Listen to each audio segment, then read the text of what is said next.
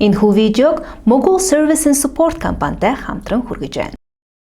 Цар тагалтай холбоотой хөл хорионы улмаас бид урд өмнө нь байгаагүй олноороо гэрээсээ ажиллаж байна. Хөл хорионы улмаас дижитал шилжилтийн процесс 5.3 жилээр урагшилсан гих тоо баримтч байгаа юм.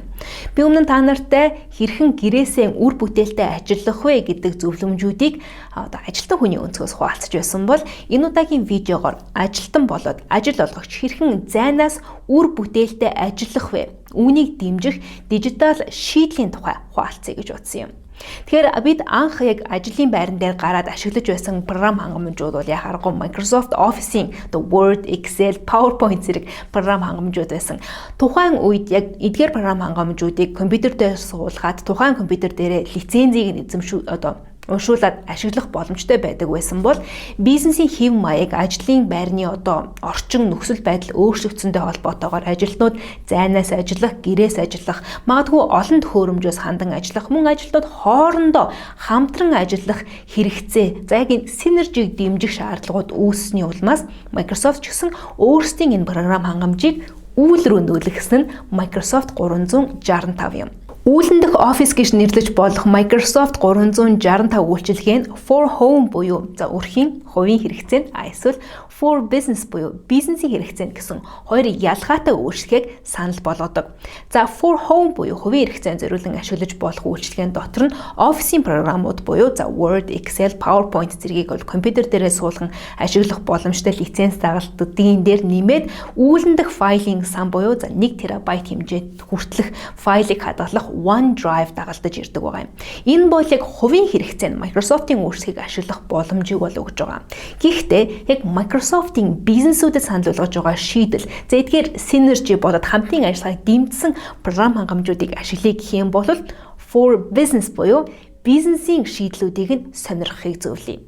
Microsoft 365 for business буюу бизнесүүдэд зориулсан шийдлийг сонгосноор өрхийн хэрэглээнд зориулсан шийдэлд багтаж байсан офисын програм хангамжууд мөн OneDrive буюу үүлэн дэх файлын сангаас гадна Exchange буюу байгууллагын цахим шуудан, SharePoint буюу байгууллагын дотоод интранет сайт, байгууллагын дотоод social буюу ямар, бизнес процессing автоматжуулалт, Teams буюу дотоод мессенжер, ажлын төлөвлөлт болон тайлан гаргах нэмэлт дэд функцүүдийн үр шимийг хүртэх боломжтой байдаг.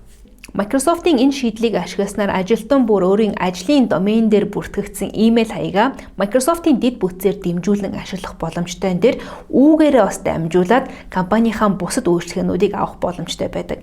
Жишээ нь SharePoint гэхэд дотоод байгууллагын интранет сайт буюу бүх файлууд, бүх мэдээллүүдийг харилцан солилцох боломжтой нэг юм төвлөрсөн систем.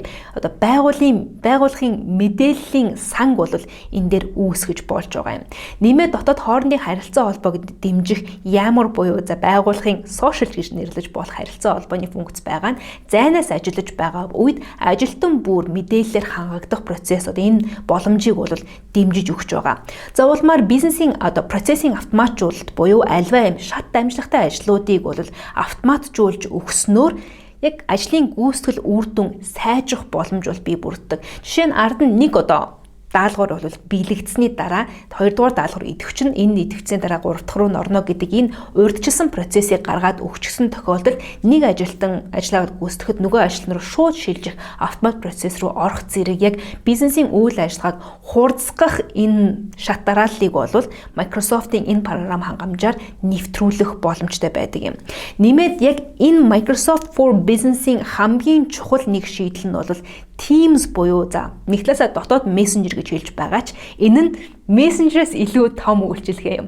Учир нь яг ажилтан өөрийнхөө Teams рүүгээ ороод Teams-ээс огт гарахгүйгээр бүх ажлаа хийх боломжтой байдаг. Учир нь яг Microsoft-ийн бусад энэ үйлчлэгүүд нь бүгдээрээ Teams рүүгээ бүгд холбоотой байдаг учраас хоорондоо харилцахаас гадна энэ дотроос файлаа зөөх, дамжуулах, бизнес процессээ шинжилэн апдейтлэх, тайлангаа гаргаж өгөх зэрэг бусад бүх төлбөртэйгээр ашигладаг үйлчлэгээнүүдийг Teams дотроос авах боломжтой байдаг юм.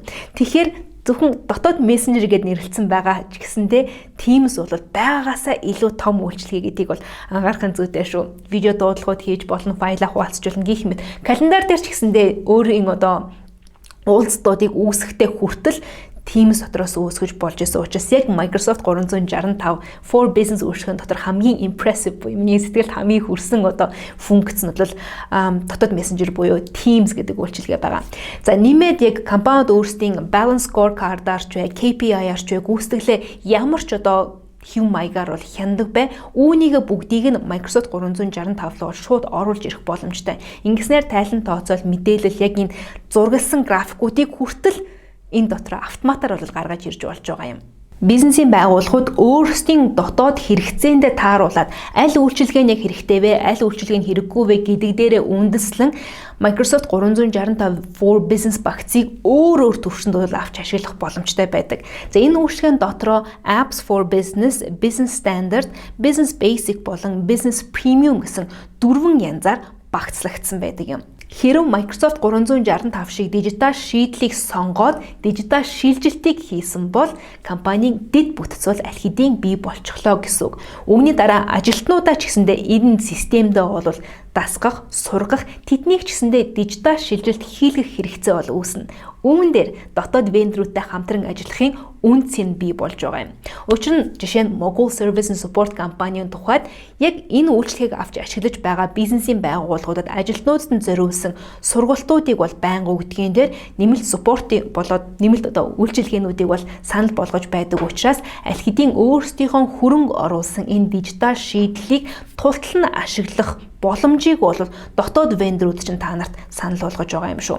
Тэгэхээр Microsoft 365 for Business үйлчилгээний дотор танай компанид яг хамгийн хэрэгцээтэй, хамгийн тохиромжтой багцыг хэрхэн сонгох вэ гэж санаа зовж байгаа бол мэдээж Mogul руу бол хандаарай. Би тэдний гол холбогдох хаяг болоод дэлгэрэнгүй мэдээллийг багтаасан бүх холбоос бүх мэдээлэлд харилцах хаягуудыг видеонод тайлбарлахад оруулж өгсөн байгаа. Шилжүүлгээс эхлээд сургалт хөгжил, IT support, мэдээллийн аюулгүй байдлыг хангах зэрэг ажлуудыг цогцоор нь авахд зориулсан Remote Starter Pack буюу ажлын нэг өдрийн дотор зайнаас дижитал шилжилтийн үйлчилгээг авч эхлэх боломжийг нэвтрүүлж байгаа юм байна. Дэлгэрэнгүй видеоны доор тайлбар хэсэгт холбосон байгаа. Хэрэв танай компани дижитал шилжилтийг хийхээр шийдсэн бол Microsoft 365 for Business-ийг бодолцож үзээрэй. Ингэхдээ Mogul Service Support компанитай мөн хамтран ажиллахыг хүсье. Энэхүү видеог бүтээгээд хамтран ажилласан Mogul Service Support-д баярлалаа. Видео таалагдсан бол лайк дараарай. Өөр нэмж асууж шударгалах зүйл, өөрсдийн зөвлөмж, өөрсдийн туршлагаасаа хуваалцъя гэвэл видеоны доор байгаа комент хэсгийг ашиглахыг хүсье.